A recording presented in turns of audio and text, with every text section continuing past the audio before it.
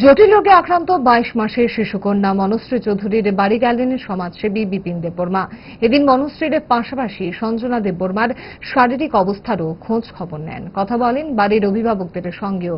এদিন মনশ্রী এবং সঞ্জনা দুয়েরই চিকিৎসার জন্য যথাযথ সহায়তার আশ্বাস সহ কিছু অর্থরাশি তাদের হাতে তুলে দিয়েছেন বিপিন দেববর্মা।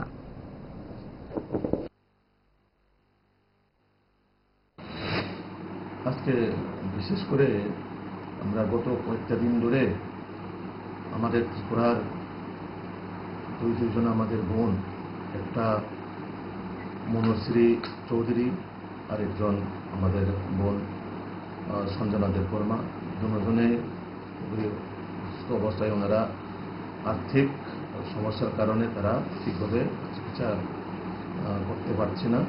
তার জন্য আমি আজকে আমার নিজের তরফ থেকে মনশ্রী চৌধুরী এবং সঞ্জনা দেববর্মাকে আমি আর্থিকভাবে সহযোগিতা করি।